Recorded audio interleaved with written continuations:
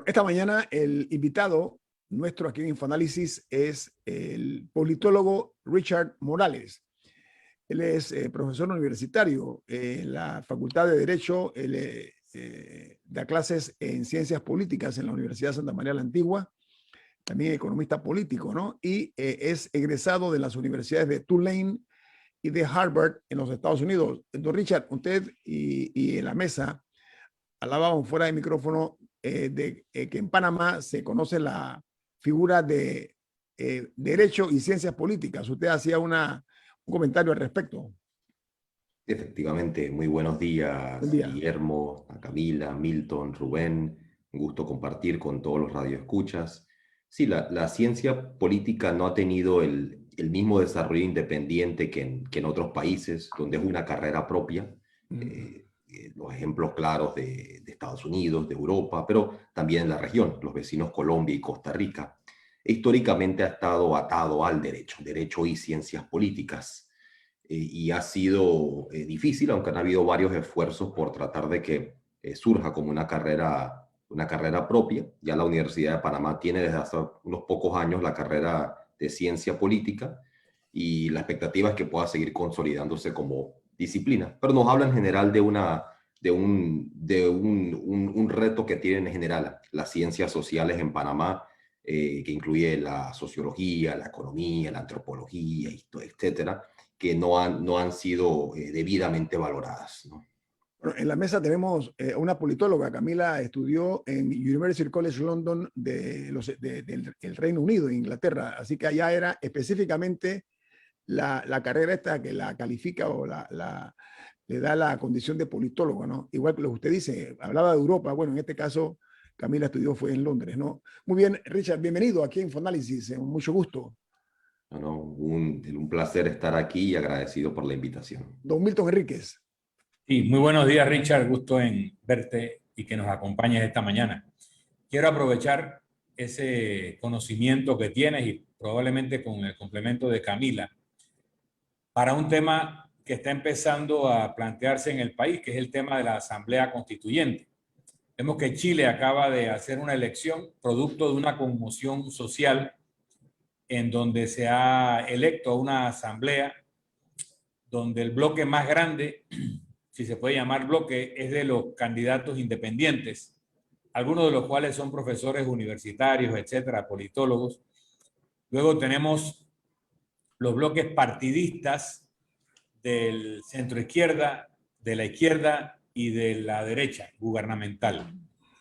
En Colombia se está viviendo una situación similar a la que antecedió la convocatoria en Chile de una asamblea constituyente. Normalmente, entonces, son condiciones extraordinarias que desembocan en una asamblea constituyente. ¿Crees que Panamá está llegando a una situación que haga necesaria la convocatoria a una asamblea constituyente? Y si crees en el adagio de que toda constituyente que empieza paralela termina en originaria. Yo estoy de acuerdo con la primera afirmación de que nos estamos acercando a ese punto de quiebre, de inflexión, donde se va a volver imprescindible una constituyente. Y con el segundo punto diría que depende de la correlación de fuerzas en el país en ese momento. Yo creo que sería clave, digamos, comprender por qué es necesaria o por qué estamos caminando hacia ese punto donde se va a volver necesaria una constituyente. Y diría que principalmente porque la crisis de la forma como Panamá ha organizado su economía ha ido desbordando la capacidad del Estado de contener sus consecuencias. Esa concentración cada vez mayor de la riqueza, empobrecimiento de las masas, de la población, la corrupción que vemos en el Estado que ya es incapaz incluso de cumplir con sus funciones más básicas. Eso nos habla de una crisis institucional y política de los partidos, pero como consecuencia de la crisis económica, que desborda la capacidad de esos políticos, de esos partidos, de llegar a pactos que logren solucionar o mitigar la crisis económica que está viviendo el país y que no empieza con el COVID-19, sino que se agudiza, se agrava con el COVID-19. Ahora, yo plantearía que la propuesta de la constituyente paralela, que varios grupos ya han empezado la búsqueda de las firmas, es un intento de anticiparse y evitar que lleguemos a un escenario como el de Chile. Es decir, están intentando evitar que se dé el caso chileno, que es básicamente un desbordamiento popular, un levantamiento popular que dura semanas y obliga al gobierno y a los partidos a tener que convocar esa constituyente. Es decir, no surge por una iniciativa propia de los poderes constituidos o los partidos. Es un intento de buscar una salida que evite una constituyente que sea protagonizada por el pueblo, por fuerzas populares, independientes, progresistas. Al igual que el gobierno estaba proponiendo su propia salida a la crisis, que era el diálogo del Bicentenario, un intento de lograr un acuerdo entre los actores institucionales, entre los partidos tradicionales. Ese diálogo evidentemente ha ido fracasando en la medida que incluso los partidos empiezan a boicotear, no tanto a boicotearlo, pero a evitar darle la importancia que el gobierno quería tuviera. Así que ahí vemos por lo menos dos tipos de salidas, intentos de salida a la crisis, ¿no? La salida que busca un cambio en las instituciones mediante la constituyente, mediante un proceso constituyente paralelo, y el intento de salida de esa crisis del gobierno del diálogo del Bicentenario. Yo diría que ninguna de las dos va a tener la capacidad de solucionar la crisis de fondo, que es económica. Si puedo tener para una repregunta, tu argumentación es que lo que causa la necesidad de una asamblea constituyente es el fracaso del modelo económico, pero en el discurso general y particularmente de aquellos que recogen las firmas o plantean recoger firmas, plantean que el fracaso es del modelo político.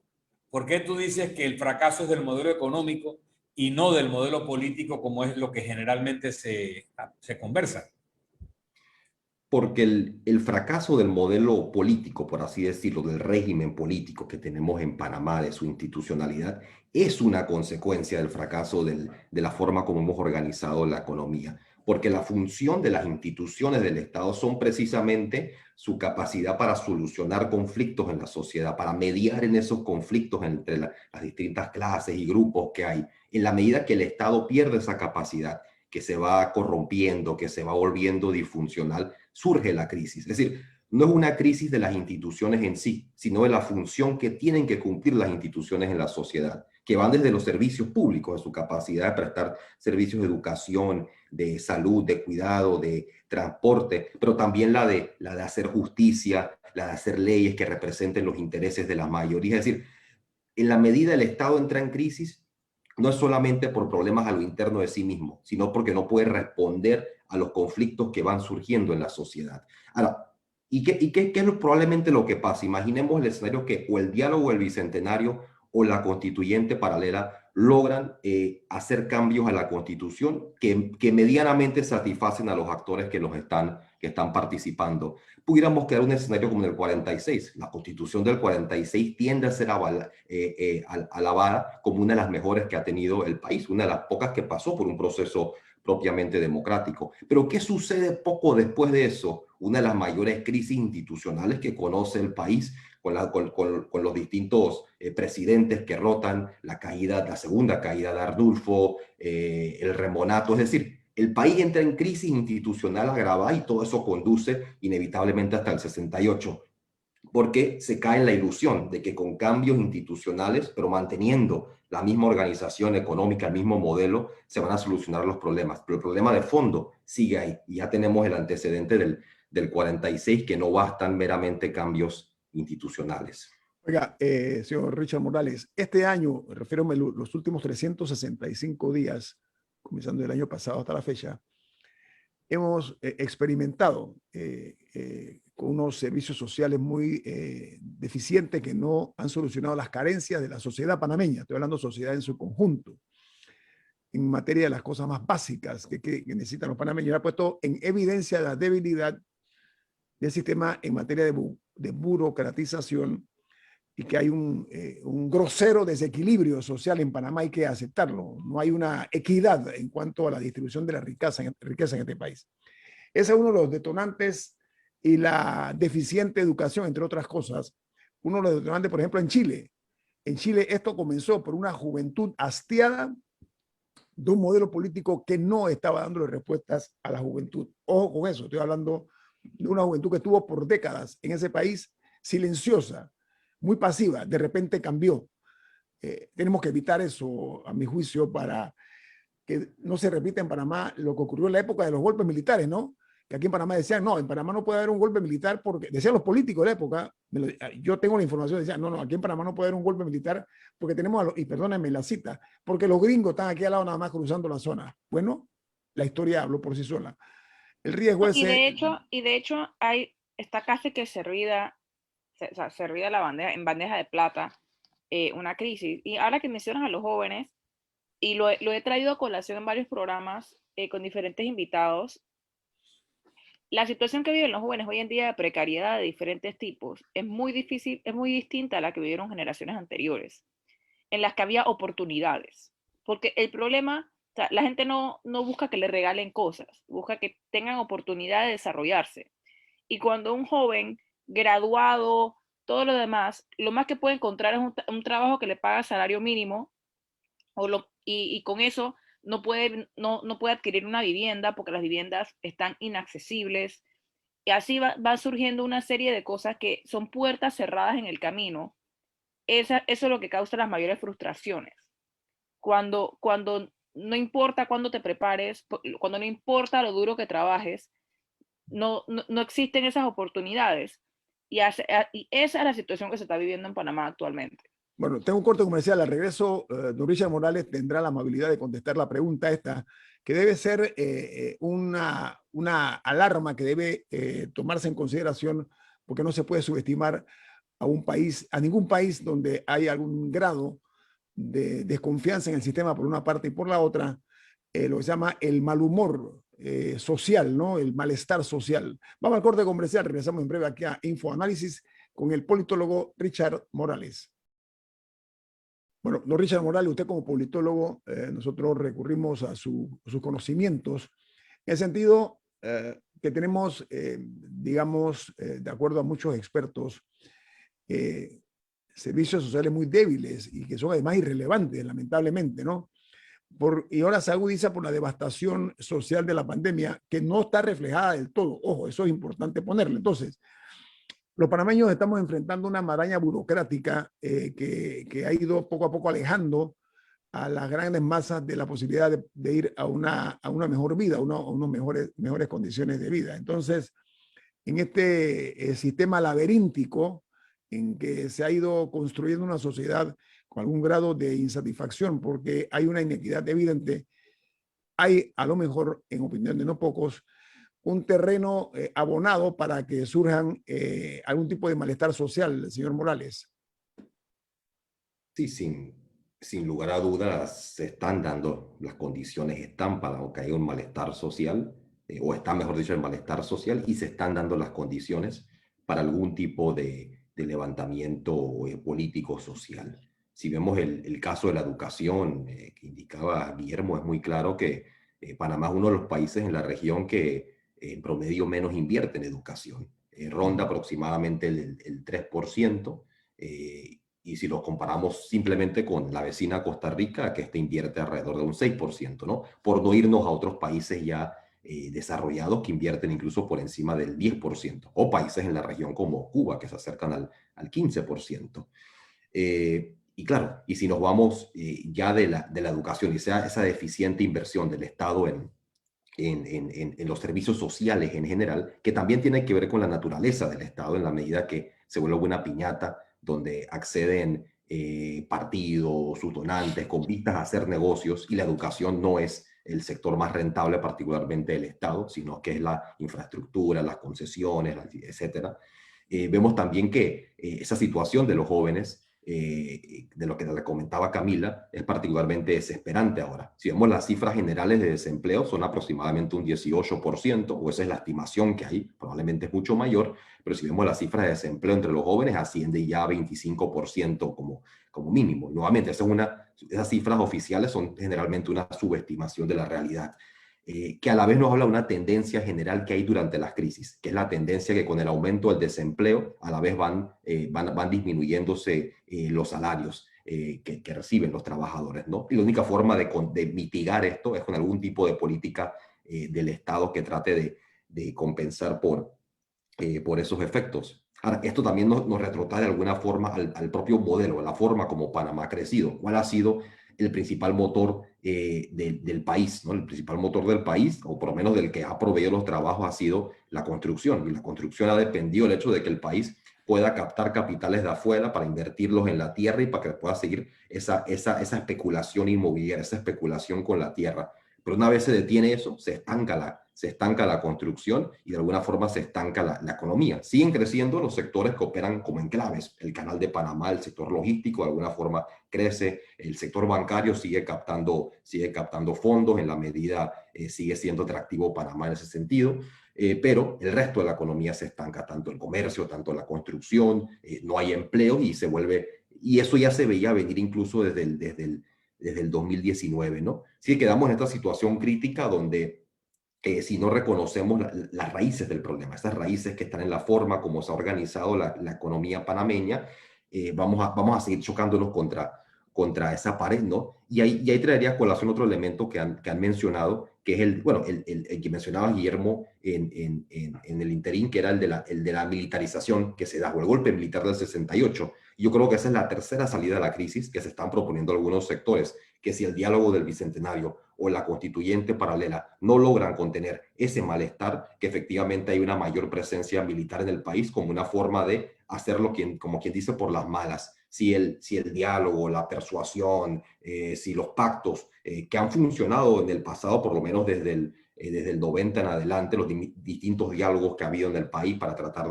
de negociar algunos elementos, si eso no funciona, la creciente militarización en el país nos demuestra que esa es otra salida que están contemplando, que sea por la fuerza, por la violencia, como se contiene ese malestar, y ya sabemos bien las consecuencias que eso tiene en nuestros países. Mila. Ahora que estabas hablando de los distintos sectores, Richard, hay dos temas importantes que han surgido en la última semana. Una es que ayer el gobierno en el Consejo de Gabinete habló de estas iniciativas para promover el turismo, para tratar de fortalecer esa industria como una avenida para salir un poco de la crisis, ya que es un sector que genera mucho empleo en Panamá, pero que actualmente está golpeado, bueno, no solamente por la falta de infraestructura dentro y problemas internos, sino también porque a nivel internacional el turismo está un poco deprimido. La segunda, que el gobierno parece estar apostando, le parece estar apostando, es la minería, que han tenido toda una campaña recientemente sobre la minería sostenible, pero hay sectores que se oponen y dicen que eso es un oxímoron, o sea, tú no puedes tener minería sostenible y que Panamá vale más sin minería y todas estas cosas. Esas son como las dos fichas a las que el gobierno parece estar apostando en la última semana. ¿Cómo evalúas esas apuestas?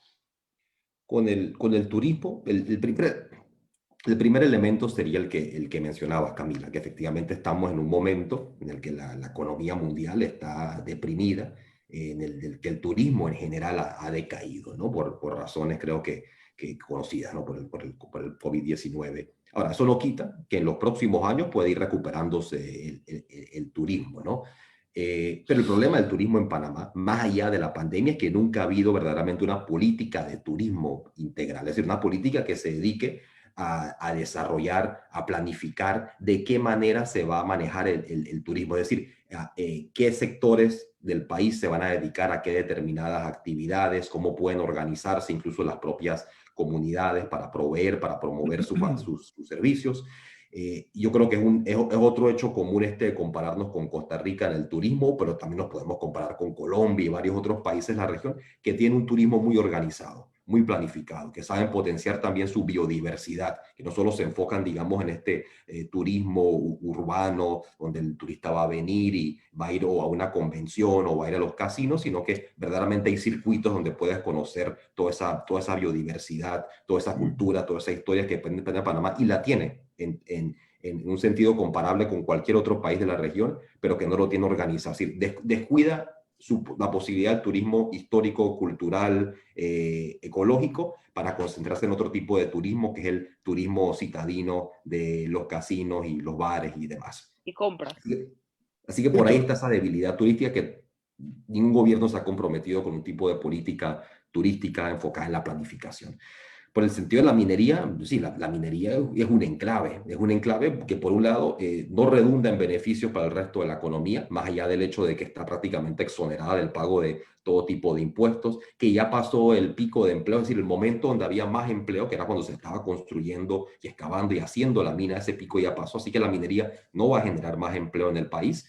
Está el impacto ecológico, del cual no hay recuperación posible, es un daño y devastación tanto a la tierra, tanto a las aguas, tanto a las comunidades que terminan siendo comunidades fantasmas una vez se va a la mina. Además de, como bien indicabas, esta idea de desarrollo sostenible es una contradicción absoluta. No hay tal cosa como, disculpa, minería sostenible, ¿no? La minería no puede serlo como tal. Así que quedamos atrapados con esta industria minera que no provee ingresos al país o al Estado, las regalías son ínfimas, no paga prácticamente impuestos, deja un saldo de devastación ecológica irrecuperable y que no va a proveer más empleos de lo que ya está proveyendo, incluso la cantidad de empleos que provee la minería ya está bajando porque nuevamente ya pasó la fase de construcción y terminamos con una campaña que falta ver a qué intereses obedece, bueno, los intereses de aquellos vinculados a la minería y que incluso le acaban de dar en concesión miles de hectáreas, y donde el Estado no aprovecha incluso la oportunidad para renegociar los contratos, porque un factor que pudo haber contribuido a mitigar los gastos que ha tenido el Estado durante la crisis, que ha tenido que financiarse prácticamente con mayor endeudamiento, hubiera sido renegociar los contratos sobre aquellos recursos estratégicos del país, entre los que está efectivamente la minería. Milton. Sí. Richard, después de la caída del muro de Berlín, la política de Estados Unidos hacia América Latina fue descrita como benign neglect, o sea, un desentendimiento benigno de lo que pasaba por acá abajo. Ahora estamos viendo desde hace unos años una especie de neomonroísmo, donde Estados Unidos se vuelve a recoger hacia su área directa de influencia y se considera América hispana como su patio trasero y mantiene un interés creciente. Y sobre todo, vemos pronunciamientos muy contundentes en el tema de la corrupción frente a distintos gobiernos. Vemos actividades directas contra gobernantes o sus entornos cercanos en acusaciones penales en Estados Unidos, solicitudes de extradición, etc. O sea que hay un nuevo ímpetu de los Estados Unidos en condicionar las conductas de los gobernantes en nuestros países. Cuando hablamos del tema constituyente, los sectores locales refractarios a que se convoque una asamblea constituyente ponen como principal argumento que corremos el riesgo de tocar el título del canal y que eso puede poner en peligro una serie de cosas importantes. ¿Tú crees que esos factores locales y la geopolítica del paraguas del Pentágono podrían incidir en que aquí se llegue a un proceso constituyente o aquí se prefiera una salida de fuerza, o aquí lleguemos a lo que en un escrito ha propuesto Rubén Blades, de que nuestros países necesitan una especie de tiranos o de dictador clásico, romano, griego, que acumule todos los poderes por un periodo de un par de años y ponga orden para luego devolver el sistema a uno plenamente democrático? Milton, esta pregunta que es muy oportuna, yo prefiero que don Richard Morales la conteste después del corte comercial, porque tengo ese compromiso. Vamos al corte comercial y al regreso la opinión de Richard Morales a la pregunta que le ha formulado Milton Enríquez. Viene más aquí en Info Análisis, un programa para la gente inteligente. Bueno, don Milton Enríquez, para aquellos que nos sintonizaron tarde, reformule la pregunta cortita para que don Richard Morales... Haré de hacerlo muy brevemente. Ajá. Señalaba el nuevo ímpetu de la incidencia pública de los Estados Unidos en nuestros países, particularmente en América Central, con una bandera particularmente insistente en el tema de la corrupción, tomando medidas directas sobre gobernantes y sus entornos, casos penales abiertos en Estados Unidos, etc. Sabemos que estamos bajo el paraguas del Pentágono. El Canal de Panamá es un elemento estratégico para los Estados Unidos. Un poco lo que se refería Añito, de que aquí no podía pasar tal o cual cosa porque había un interés norteamericano. Ahora eso está con un nuevo ímpetu, al mismo tiempo que se plantean reformas mediante una asamblea constituyente, y yo señalaba que los factores de poder local que se oponen a la idea de una asamblea constituyente usan como argumento principal que no se debe tocar el título sobre el canal, pero al mismo tiempo tenemos que reconocer que tenemos un problema sistémico. Ya se lo podemos atribuir al modelo político, se lo podemos atribuir al modelo económico, pero una figura importante en nuestra política, que fue candidato presidencial, que fue ministro, Rubén Blades, ha escrito recientemente hablando de El Salvador, pero extendiendo su opinión sobre todos nuestros países, o la mayoría, que requerimos periodos excepcionales con una figura que concentre todo el poder, y la figura que lo hacía en la época clásica griega era el tirano, en la época romana era el dictador, donde se le da un tiempo prudencial, se concentra el poder y se resuelven esos problemas sistémicos con fuerza. Un poco lo que Richard hablaba del modelo militarizado, ¿no? Entonces, la pregunta es, ¿podemos llegar a un proceso constituyente que resuelva los problemas? ¿Y cuál sería el rol de los Estados Unidos en este fenómeno? Y si una idea como la de Rubén Blades es lo que finalmente se impondría. Sí, por tomar la pregunta por partes, diría que en cuanto al papel de Estados Unidos, ¿no? Esa presencia renovada o esa injerencia renovada dentro de nuestra región, en particular Centroamérica, creo que eso responde a dos factores, ¿no? El primero tendría que ver con que tras la década de los 90, donde se empieza a aplicar esa política neoliberal de ajuste estructural, donde efectivamente Estados Unidos empieza a dejar a un lado América Latina para concentrarse en otras partes del mundo, cosa que se da también a los inicios del siglo XXI, con las guerras en el Medio Oriente, ya con el surgimiento de los distintos gobiernos populares o los gobiernos progresistas, como les queramos llamar, que empieza a darse en la región, Estados Unidos empieza a retomar, digamos, ese énfasis, esa presencia en América Latina, bajo la idea de que está perdiendo, como ellos mismos le llaman, su patio trasero, ¿no?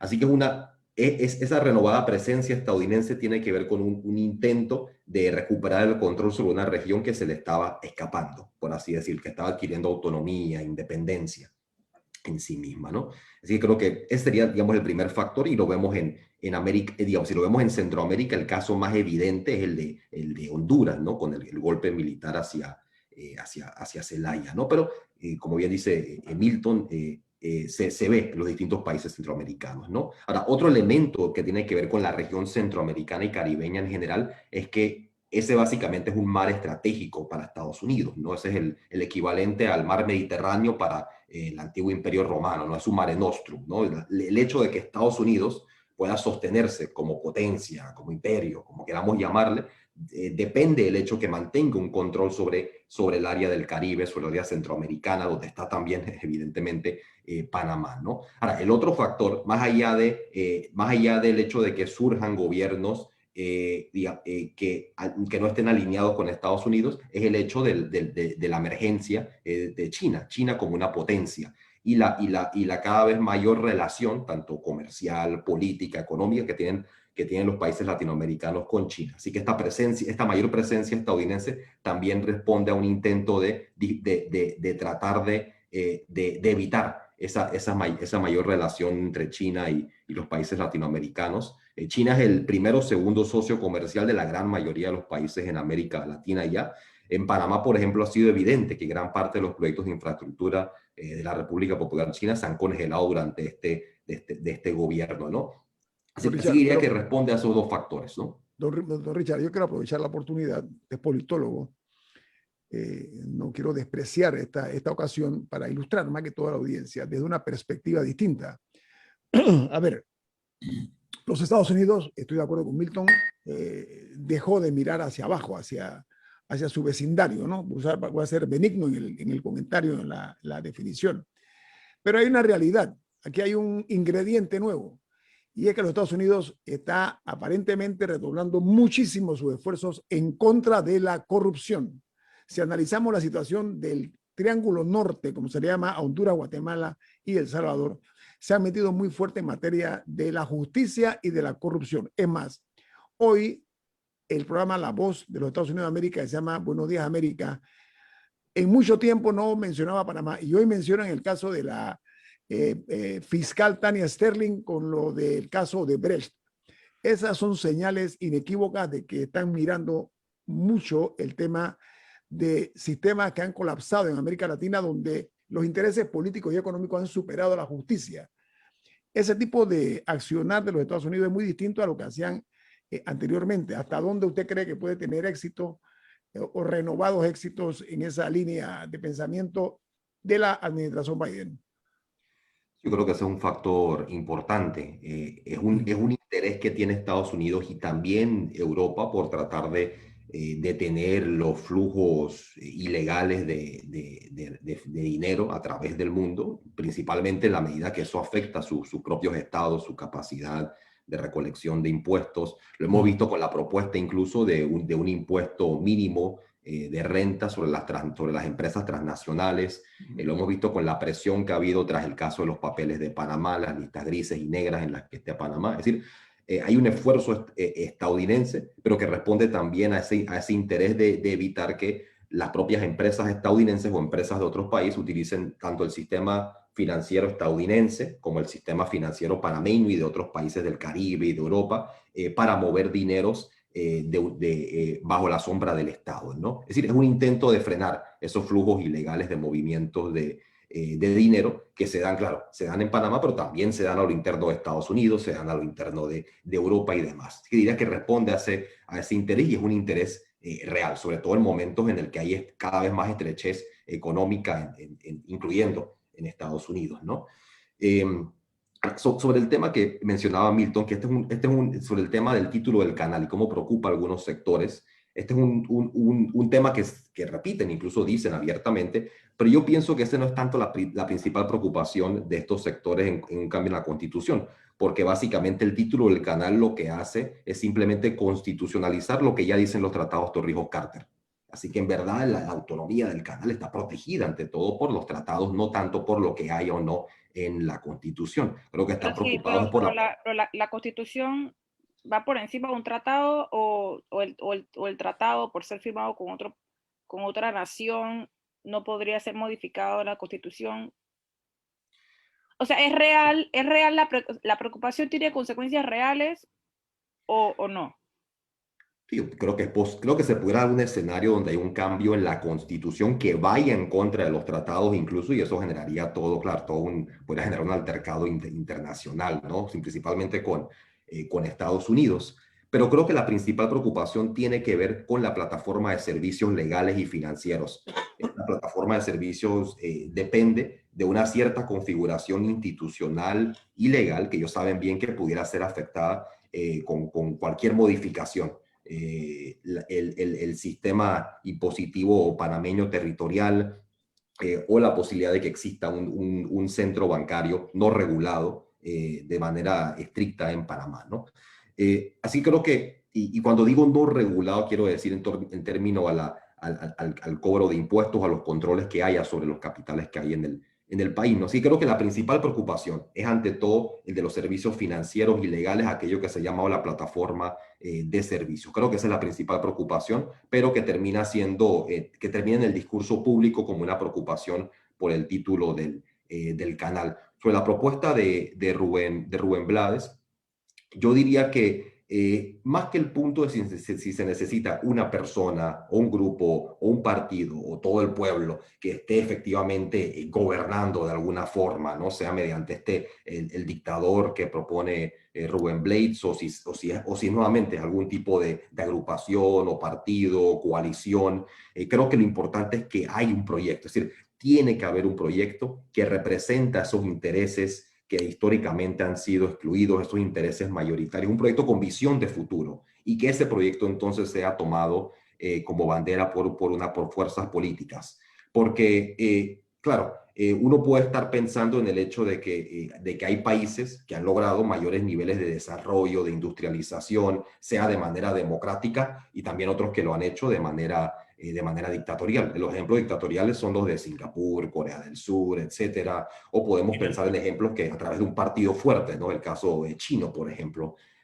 Pero creo que más allá de eso se requiere un proyecto que represente intereses, que hay una visión del desarrollo, de una visión de futuro. Implica eso, un país que le apuesta al conocimiento, que usa el conocimiento para desarrollar sus fuerzas productivas, la ciencia, la tecnología, para poder producir con valor. Es decir, que aquellos elementos que ya sabemos que son las claves del éxito en términos de desarrollo de varios países que estén comprometidos con un proyecto de ese tipo. Y claro, una mejor distribución de la riqueza, que esas fuentes de riqueza precisamente estén bajo una forma de control y propiedad social. Es decir, pensar en qué tipo de país necesitamos y qué tipo de proyecto nos puede llevar ahí. Y ese es el punto principal, no tanto de si una persona, un partido o si de manera democrática se va a llegar ahí, porque podemos quedar, efectivamente, Rubén propone nuevamente este dictador que va a gobernar por encima de las instituciones de alguna forma, pero que falta la pregunta, ¿qué proyecto va a tener ese dictador de Rubén? ¿Qué tipo de país va a querer construir? Esa